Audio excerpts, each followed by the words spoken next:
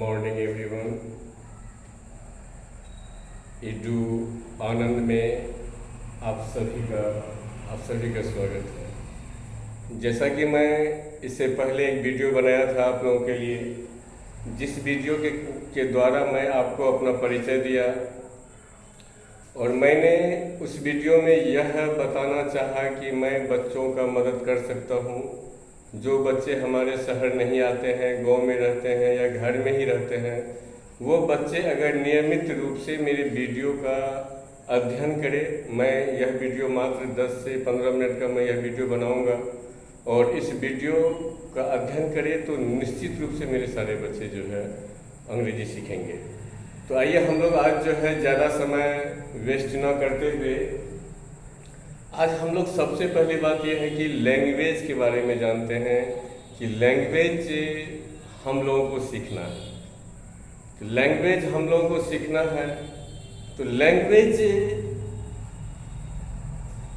Is not depend on book और grammar. ये book और ग्रामर पर आधारित नहीं है, ये मन की प्रण है, ये इच्छा शक्ति है, ये हमारे अंदर में एक प्रकार की भावना जगना चाहिए। ऐसा हमें महसूस होना चाहिए कि I have to learn, I have to speak English at any cost because we are Bihari, we are Indian, but we should have some special and English is not only our subject, it is an international language. So in this condition we can learn it easily. इसको हम लोग आसानी से जान सकते हैं, लेकिन इसको जानने से पहले ये मेरा जो है सो पहला वीडियो है, जिस वीडियो के द्वारा मैं अपने बच्चों को जानकारी देना चाहूँगा कि आप हमें फॉलो करो, आप मेरे वीडियो को देखो। मैं शुरू से पढ़ाता हूँ इसमें और आप कॉपी और कलम ले करके आप अपने साथ बैठो और उसके बाद आप मेरा वीडियो देखो। अगर कहीं भी आपको कुछ समझ में नहीं आता है तो आपको क्या करना है कि उस पर कमेंट कर देना है और मैं आपको उसका जवाब दूंगा, या मैं आपको पर्सनल कॉन्टेक्ट नंबर दूंगा जिस नंबर से आप हमसे बात कर सकते हैं, या अभी तो हम लोग कमेंट से बात करेंगे। तो एट फर्स्ट तो हम लोग जोश के साथ जो है सो मन में प्रण करें, संकल्प ले कि I have to speak English because English is the easiest language among languages. जब हम हिंदी बोल सकते हैं, जब हम मैथिली बोल सकते हैं, जब हम उर्दू बोल सकते हैं, बंगाली बोल सकते हैं, तो हम अंग्रेजी क्यों नहीं बोल सकते हैं? हम बोल सकते हैं, मेरे घर के सारे बच्चे भी बोल सकते हैं, बशर्ते कि you will have to make such types of environment. एक माहौल बनाना है आपको, जिस माहौल में कि बच्चों को भी आपको गाइडलाइन करना है, क्योंकि आपके शिक्षक आपके बच्चों के साथ 2 घंटा 3 घंटा 4 घंटा रहता है। आप जो पेरेंट्स हैं, माता पिता जो हैं, आप अपने बच्चों के साथ हमेशा रहते हैं। तो आपको भी शौक होना चाहिए कि मेरा बच्चा जो अंग्रेजी सीखे, तो आप निश्चित रूप से मेरा वीडियो को आप जो दिखाएंगे, आज मैं आपको बताने जा रहा हूँ कि अंग्रेजी कितना आसान है और इसको हम लोग कितना जल्दी सीख जाएंगे। तो आइए सबसे पहले हम लोग जानते हैं अंग्रेजी भाषा के बारे में। देखिए, इंग्लिश जो भाषा है, इस भाषा को जानने के लिए इंग्लिश ग्रामर को 2 पार्ट में कर दिया गया है, जिसमें कि मैंने इससे पहले वाला वीडियो में मैंने बताया था कि एक पार्ट जो है इसका ऑलरेडी ग्रामर है और दूसरा पार्ट इसका फर्स्ट पार्ट इसका कंपोजिशन है, फर्स्ट पार्ट इसका कंपोजिशन है और सेकेंड पार्ट जो है सो इसका ग्रामर है। तो अब जहां तक देखिए कि मैं कह रहा था कि मैं जो वीडियो बना रहा हूं तो मेरा आंदोलन है कि मेरे बच्चे पढ़ना लिखना बोलना ये सबसे पहले सीख जाए। यह जब सीख जाएगा तो ग्रामर तो सेल्फ स्टडी से भी होता है और दूसरी बात है कि मैं ग्रामर का भी बनाऊंगा, लेकिन एक तरफ पहले जो है मैं कंपोजिशन का बनाता हूं और ये कंपोजिशन से क्या होगा कि मेरे बच्चे अंग्रेजी पढ़ना लिखना बोलना ये तीनों सीख जाएगा। अब देखिए कि इस कंपोजिशन में जो है तो ये मात्र 5 गो चैप्टर आता है। इस कंपोजिशन में यदि हम पढ़ते हैं तो मात्र 5 चैप्टर आता है, जिसमें पहला चैप्टर आपको आ जाता है टेंस, दूसरा चैप्टर आ जाता है आपको हेल्पिंग वर्ब, तीसरा चैप्टर आ जाता है स्पेशल रूल। चौथा चैप्टर आ जाता है कोलेक्टिव। पांचवा रूल आ जाता है बेसिक। और छठा आ जाता है कंजक्शन। यहाँ देखिए कि अगर हम ये 6 चैप्टर को पढ़ लेते हैं तो ये 6 चैप्टर पढ़ने के बाद जो है सो मेरा अंग्रेजी जो है सो वो स्वतः है मेरा क्लियर हो जाएगा। इसीलिए कि जैसा कि आप जानते हैं कि इंग्लिश कंपोजिशन और mathematics both are equivalent, just as mathematics is depend on practice in the same way English composition और grammar is also depend on practice. तो ये 5-6 चैप्टर पढ़ना है। ये 6 चैप्टर को यदि आप पढ़ लेते हैं बढ़िया से तो मेरे ख्याल से आपकी सारी परेशानी जो है आपका सोल्व हो जाता है, आप अंग्रेजी पढ़ना लिखना सीख जाता है। तो देखिए इस 6 चैप्टर में क्या है कि सबसे one of the best important chapter है, इसमें आपको टेंस है, इसीलिए one of the best option tense है because each and every chapter is depend on tense. Tense से पहले जो है ये मॉडल ऑक्सिलरी वर्ब भी है। लेकिन यदि मैं आप लोगों से अगर मॉडल ऑक्सिलरी वर्ब में मैं अगर डिस्कस करता हूँ, मैं अगर बहस करता हूँ तो क्या होगा कि टेंस आपका कमजोर पड़ जाएगा। और जब तक आपका टेंस कंट्रोल नहीं होता है तब तक आपका सारा चैप्टर जो है वो समझिए कि आपका बिल्कुल अधूरा है। इसीलिए आपको टेंस से भी नहीं डरना है, टेंस इजी है, उसे हम आसानी तरीका से ऑलरेडी समझ सकते हैं। यहाँ देखिए कि ये 6 चैप्टर को पढ़ने के लिए जो है सो हमें कुछ आर्म्स की हथियार की जरूरत पड़ता है। जो हथियार में क्या है कि मात्र ये 5 चीज है। देखिए पहला है सब्जेक्ट, दूसरा है ऑब्जेक्ट, तीसरा है वर्ब, चौथा है आपको नंबर और पांचवा है आपको पर्सन। सब्जेक्ट का हिंदी होता है कर्ता, ऑब्जेक्ट का हिंदी होता है कर्म, वर्ब का हिंदी होता है क्रिया, नंबर का हिंदी होता है वचन, पर्सन का हिंदी होता है पुरुष। आप जानते हैं कि हम अगर कोई भी वाक्य को दुनिया में अगर कोई भी वाक्य को अगर हम लिखते हैं तो उस वाक्य के अंदर यही 5 चीज रहता है, सब्जेक्ट, ऑब्जेक्ट, वर्ब, नंबर और पर्सन रहता है। अब यह 5 चीज जैसे हम कोई भी वाक्य को अगर लिखेंगे, मान लीजिए वह लिखते हैं कि वह अंग्रेजी बोलता है। अब यहाँ देखिए कि वह अंग्रेजी बोलता है, इसमें क्या सब आ गया? इसमें देखिए वह क्या है, सब्जेक्ट है, बोलना क्या है, वर्ब है, अंग्रेजी क्या है, ऑब्जेक्ट है। देखिए तो बस सब्जेक्ट, ऑब्जेक्ट, वर्ब, ये 3 चीज को यदि हम बढ़िया से समझ जाते हैं तो हम निश्चित रूप से जो है कोई भी वाक्य को हम आसानी से बना लेते हैं। जैसे मैथमेटिक्स पढ़ते हैं तो वह सूत्र पर बहुत सारे सवाल आपका आसानी से बन जाता है, ठीक उसी प्रकार पूरे कंपोजिशन जो है वो सूत्र पर आधारित है। आप सूत्र को समझें, आप आसानी से इस वाक्य को समझ जाएंगे।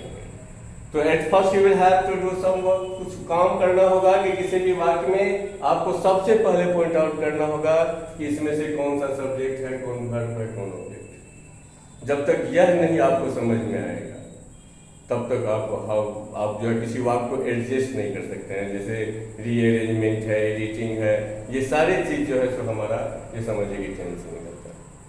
तो अब देखिए कि यह सब्जेक्ट जो है, तो सब्जेक्ट किसे कहते हैं? सब्जेक्ट का हिंदी होता है कर्ता। तो कर्ता किसे कहते हैं? देखिए कर्ता कहते हैं जो काम करे उसे कर्ता कहते हैं। तो जो काम करे उसे कर्ता कहते हैं। बस याद हो गया, जो काम करे उसे कर्ता कहते हैं। तो देखिए अब हम एक वाक्य लेते हैं। जैसे हम मान लीजिए कोई भी वाक्य लिए, मैं वाक्य लिया कि सीता रोटी खाती है, सीता रोटी खाती है। अब यहाँ पे देखें कि सीता रोटी खाती है, तो आपको अगर सब्जेक्ट का पता लगाना हो तो आप बताओ, आप कैसे लगाओगे सब्जेक्ट का पता? सीता रोटी खाती है, तो काम कौन कर रहा है इसमें? इसमें काम जो है सो सीता कर रहा है। क्या कर रहा है? तो खा रही है। क्या खा रही है? तो रोटी खा रही है। तो देखिए यहाँ सब्जेक्ट ऑब्जेक्ट वर्ब, बस ये तीन ठो चीज यदि हम समझ जाते हैं तो किसी वाक्य को हम सीख लेते। और यदि हमको वैसे वाक्य में पता नहीं चलता है, मान लीजिए, तो एगो नोट होता है। वह नोट रहता है कि यदि हमको किसी भी वाक्य में अगर सब्जेक्ट का पता लगाना हो तो हम क्या करेंगे कि अपने मन से हु से क्वेश्चन करते हैं। अगर हम हु से क्वेश्चन करते हैं तो कौन से क्वेश्चन करेंगे? तो कितना लंबा वाक्य रहेगा तो उसे आसानी से पता चल जाएगा कि इसमें से कौन सब्जेक्ट। सीता रोटी खाती है, रोटी कौन खाती है? तो ऑलरेडी इसका जवाब क्या हो जाता है? सीता खाती है। अब यहाँ पे देखिए कि जैसे अगर लंबा सा वाक्य यहाँ पे हम दे देते हैं, जैसे देते हैं कि सोहन को पढ़ाने के लिए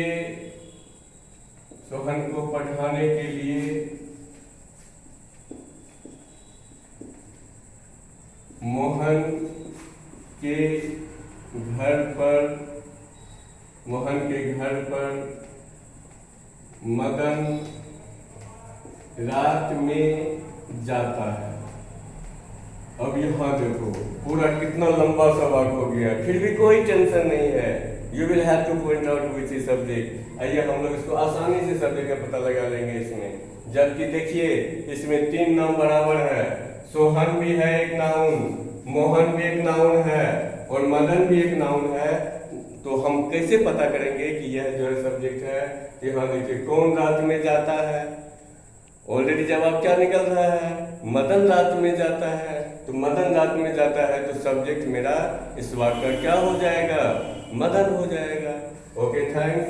तो हमको ये आशा है कि अगर कितना लंबा सा वाक्य रहेगा तो आप अगर इस नोट का सहारा ले लेंगे कि हम उस वाक्य में अपने मन में हु से क्वेश्चन करें, कौन से क्वेश्चन करें, उसका जो भी जवाब निकलेगा यूँ समझिए कि वही आपका सब्जेक्ट है। Okay thank. तो आइए अब हम लोग जो है ऑब्जेक्ट के बारे में डिस्कस करते हैं। यहाँ देखिए दूसरा है ऑब्जेक्ट। ऑब्जेक्ट का हिंदी होता है कर्म। और कर्म किसे कहते हैं? तो कर्म कहते हैं जिस पर कर्ता के काम करने का फल पड़े। किसे कहते हैं? जिस पर कर्ता के काम करने का फल पड़े उसे हम कर्म कहते हैं, उसे हम ऑब्जेक्ट कहते हैं। ओके अब यहाँ पे देखिए जैसे रहेगा कि मैं आप लोगों को पढ़ाता हूँ, मैं आप लोगों को पढ़ाता हूँ, मैं आप लोगों को पढ़ाता हूँ। यहाँ इस वाक्य में देखें कि मैं आप लोगों को पढ़ाता हूँ, तो इसमें कौन पढ़ाता है आप लोगों को? तो मैं पढ़ाता हूँ। इसमें सब्जेक्ट क्या हो जाएगा? मैं हो जाएगा, नहीं होगा? ओके अब देखिए पढ़ाना जो है वर्ब हो गया और आप लोग जो हो गए क्या हो गए? ऑब्जेक्ट हो गए। मैं जो अभी पढ़ा रहा हूँ इसमें सीख कौन रहे हैं? आप लोग बैठे हो सामने में, आप लोग सीख रहे हो। तो मेरा कर्म करने का फल जो है वह फल किस पर पड़ रहा है? आप लोगों पर पड़ रहा है। तो आप लोग यहाँ क्या हो गए? ऑब्जेक्ट हो गए। Okay thank you. आप लोग क्या हो गए? यहाँ पे ऑब्जेक्ट हो गए। अब देखिए कि ये ऑब्जेक्ट का जो खेला मेला है, तो ऑब्जेक्ट तो नाउन है। जैसा कि हम जानते हैं कि नाउन जो है 5 प्रकार का होता है। तो 5 प्रकार का नाउन होता है तो समझिए कि 5 प्रकार का ऑब्जेक्ट भी होता है। लेकिन हमको अब उस 5 प्रकार के ऑब्जेक्ट में ज्यादा माथा नहीं लगाना है। जैसे नाउन को मोटा मोटी 2 भाग में बांट दिया है, एक काउंटेबल एक अनकाउंटेबल, कि एक नाउन को हम गिन सकते हैं और एक नाउन को नहीं गिन सकते हैं। तो ये 2 नाउन हुआ। तो ठीक उसी प्रकार जो है हम टोटल नाउन को 2 पार्ट में बांट देते हैं कि ऑब्जेक्ट जो है 2 प्रकार का होता है। एक होता है आपको डायरेक्ट ऑब्जेक्ट, दूसरा होता है इनडायरेक्ट ऑब्जेक्ट। देखिए ये ऑब्जेक्ट जो होता है, ऑब्जेक्ट का हिंदी होता है कर्म। ये ऑब्जेक्ट कितने प्रकार का होता है? ये 2 प्रकार का होता है। देखो एक होता है डायरेक्ट, DIRECT, डायरेक्ट ऑब्जेक्ट, और दूसरा होता है इनडायरेक्ट, इनडायरेक्ट ऑब्जेक्ट। अब देखिए जानते हैं आप direct object, indirect object. Direct का मतलब होता है निर्जीव, जिसमें जान ना हो वो डायरेक्ट हुआ, और इनडायरेक्ट हुआ कि जिसमें जान हो, मतलब सजीव। तो सजीव का अंग्रेजी क्या होता है? Living being. Living being, living being का मतलब होता है सजीव। और जो है डायरेक्ट ऑब्जेक्ट होता है निर्जीव, तो निर्जीव का अंग्रेजी क्या होता है? Non living being. Non living being, ये होता है आपको निर्जीव, मतलब ये हुआ निर्जीव और वो हो गया आपको सजीव। तो आप समझ गए, जितने सारे नाउन है उसको हम दो पार्ट में बांट दिए। एक पार्ट हो गया आपको सजीव, एक पार्ट हो गया निर्जीव। तो जो पार्ट निर्जीव है उसे हम कौन सा ऑब्जेक्ट कहते हैं? उसे हम डायरेक्ट ऑब्जेक्ट कहते हैं। और जो पार्ट जो सजीव है उसे कौन सा ऑब्जेक्ट कहते हैं? उसे हम इनडायरेक्ट ऑब्जेक्ट कहते हैं, जिसका क्या होता है? Living being. ठीक, अब आप कहेंगे कि सर हम इसको पहचानेंगे कैसे? When you will be given any sentence at that time, how will you notice that which is direct or indirect? No? Okay, come. अब कैसे पहचानोगे कि ये डायरेक्ट है या इनडायरेक्ट है? तो देखिए, जैसे अगर रहता है कि मैं उसे उपहार देता हूं, मैं उसे उपहार देता हूं। अब यहाँ पे देखिए, मैं उसे उपहार देता हूं, मैं ये सब्जेक्ट, मैं क्या है यहाँ पे? सब्जेक्ट है, और देना क्या है? वर्ब है। उपहार क्या है? ऑब्जेक्ट है। और उसे क्या है? ऑब्जेक्ट है। तो यहाँ देखिए, यहाँ दो ऑब्जेक्ट है, एक उसे है, एक उपहार है। तो जैसा कि आप जानते हैं कि उसे इंडिकेट लिविंग बीइंग, उसे किसको सूचित करता है? उसे जो है सजीव को सूचित करता है। इसीलिए इसके साथ जो है सो इनडायरेक्ट, ये मतलब ये वो उसे सजीव को सूचित करता है, इसीलिए इनडायरेक्ट हुआ। और उपहार, उपहार विल बी ए थिंग। उपहार क्या होगा? उपहार एक वस्तु होगा, एक चीज होगा, सोना चांदी हीरा मोती हो सकता है, लेकिन कोई अपना बेटा को धन में तो किसी को नहीं दे देगा कार्टून में पैक करके। तो उपहार जब भी होगा वो क्या होगा? वस्तु होगा। तो आप देख करके भी आप पता लगा सकते हैं कि विच इज डायरेक्ट ऑब्जेक्ट और which is indirect object in this sentence. अब देखिए, अगर बाय इनकेस आपको पता नहीं चले, आपको पता नहीं चल रहा है कि उपहार जो है वो डायरेक्ट है या इनडायरेक्ट है, अब हम क्या करेंगे? अब हम क्या करेंगे? तो हड़बड़ाने की बात नहीं है। आपको एक छोटा सा नोट याद रखना है। आपको क्या करना है कि जब आपको इनडायरेक्ट ऑब्जेक्ट का पता लगाना है, तो उस समय आपको अपने मन में किसको से प्रश्न करना है। किससे प्रश्न करना है? किसको से प्रश्न करना है। तो देखिए, किसको का हिंदी क्या होता है? whom। क्या होता है? whom। तो whom का मतलब होता है किसको। यहाँ देखिए, इनडायरेक्ट ऑब्जेक्ट का पता लगाने के लिए हम किसको से प्रश्न करेंगे। और हम देखिए, और डायरेक्ट ऑब्जेक्ट का पता लगाने के लिए क्या करेंगे? तो हम डायरेक्ट ऑब्जेक्ट का पता लगाने के लिए हम व्हाट से क्वेश्चन करेंगे, मतलब हम क्या से क्वेश्चन करेंगे। तो इसका हम व्हाट से क्वेश्चन करेंगे, व्हाट। अब यहाँ पे देखिए, जैसे है कि मैं उसे उपहार देता हूं, तो मैं देता हूं, यू नो अबाउट मैं। आप मैं के बारे में जान रहे हैं कि मैं सब्जेक्ट है, यहां तक कोई डाउट नहीं। वर्ब ये देना जो है ये वर्ब है, यहां तक भी कोई दिक्कत नहीं। अब यहाँ पे दो गो ऑब्जेक्ट आ गया, एक उसे आ गया, एक उपहार हो गया। तो आपको लगता होगा क्या कि ये कैसे पहचाने? तो आपको क्या करना है? इनडायरेक्ट का पता लगाने के लिए किसको से प्रश्न करना है। जैसे देखिए, मैं उसे उपहार देता हूं, तो मैं किसको देता हूं? उसे देता हूं। ऑलरेडी मिल गया आपको जवाब। फिर देखिए, मैं क्या देता हूं? उपहार देता हूं। तो क्या से जब मैं क्वेश्चन करता हूं तो मुझे क्या मिलता है? ये मुझे डायरेक्ट ऑब्जेक्ट मिलता है। और जब मैं किसको से क्वेश्चन करता हूं तो मुझे इनडायरेक्ट ऑब्जेक्ट मिलता है। आई होप आप ऑब्जेक्ट भी समझ गए होंगे बढ़िया से। आप लोगों को ऑब्जेक्ट में भी कोई दिक्कत नहीं होगा, क्योंकि किसी भी वाक्य में यदि ऑब्जेक्ट होगा तो हमारा ऑब्जेक्ट जो होगा वो डायरेक्ट होगा या इनडायरेक्ट होगा। तो आइए अब हम लोग वर्ब के बारे में चर्चा करते हैं। इसीलिए कि हमें 5 चीज जानना है ये टेंस काल से लड़ने के लिए। ये 5 चीज को यदि हम बढ़िया से यूज कर लेते हैं तो I think that I will not have any problem to solve any sentence in any not only tense but also helping vocabulary word basic anything.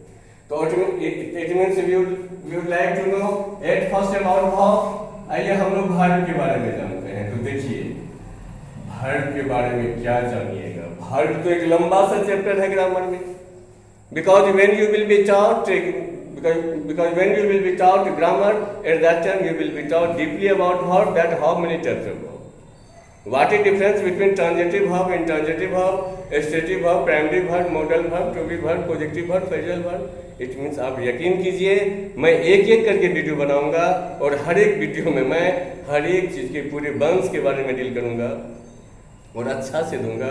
आप थोड़ा सा आप गार्जियन से अनुरोध है कि अपने बच्चों को मेरा वीडियो अवश्य दिखाएं, वो अवश्य सीख जाएगा। अगर वो मेरे साथ आधा घंटा 20 मिनट 25 मिनट बैठेगा तो मेरा बच्चा सीख जाएगा, मैं उससे उसी के बाद ऑनलाइन अंग्रेजी में बात करूँगा। ओके, यहाँ पे आपने जाना कि घर पे एक लंबा सा रूट है, तो हमें अभी लंबा सा रूट में नहीं जाना है, because it represented you are not reading grammar, you are reading composition, so only for you will have to point out which is the subject, verb, object in any sentence. तो दोस्त अभी हमको ज़्यादा deep में नहीं जाना है, हमें सिर्फ कहाँ जाना है अभी कि सिर्फ पॉइंट आउट करना है, कौन सब्जेक्ट है, कौन वर्ब है, कौन ऑब्जेक्ट है, बस इतना ही तो हमको समझना है। इतना समझ में आया कि मेरा ईच एंड एवरी सेंटेंस मेरा सॉल्व होने लगेगा। तो वर्ब किसे कहते हैं? तो जिससे किसी काम का करना या होना समझा जाए। वर्ब किसे कहते हैं? हिंदी में समझिए, जिससे किसी काम का करना या होना, एक्शन को हम क्रिया कहते हैं। बस इसका क्या होता है, इसका मूल पहचान होता है कि इसका जब भी हिंदी में वाक्य आप लिखेंगे ना तो इसके अंत में हमेशा ना लगा हुआ रहेगा। जैसे रहेगा, मान लीजिए खाना, पीना, हंसना, हंसना। ये देखिए ना, ये आसान तरीका है हिंदी में किसी भी वर्ड को पकड़ने के लिए। और अंग्रेजी में तो मैं आपको रूप दूंगा ही, B1 B2 B3 करके मैं आपको वर्ड दूंगा और आप उस वर्ड को जो है से बनाएंगे और मुझे पोस्ट करेंगे एज ए ट्यूशन के रूप में, आप इसको समझेंगे। बस देखिए, खाना पीना हंसना, उठना बैठना चलना, खाली नाना को छोड़ करके, क्योंकि नाना तो नाना होता है, नहीं होता है। ये सोचिएगा कि सर बोल रहे हैं कि नाना, सब में नाना नाना है, तो खाली नाना पढ़ना सबको छोड़ करके बाकी जो क्रिया हो ये तो नाउन है, तो ये ध्यान रखना है आपको। अब देखिए वर्ब हो गया क्लियर। इसके बाद हम लोग चलते हैं, मान लीजिए नंबर पर। देखिए नंबर, नंबर का हिंदी होता है वचन। वचन जानते हैं किसको कहते हैं? ये संख्या के गिनती को वचन कहते हैं। बताइए किसको कहते हैं? संख्या के गिनती को वचन कहते हैं। जैसे 1 2 3 4 जो गिनते हैं ना, तो यही वचन। अब इस वचन को संस्कृत व्याकरण में पढ़िएगा तो एक वचन, द्विवचन, बहुवचन, क्योंकि जैसा कि मैं कहा कि संस्कृत तो बहुत भारी है। हिंदी जब अंग्रेजी से 10 गुना भारी है तो आप सोच सकते हो कि संस्कृत कितना भारी। तो ये वचन जो है इसको मात्र 2 पार्ट में बांटा गया है, एक है सिंगुलर और दूसरा है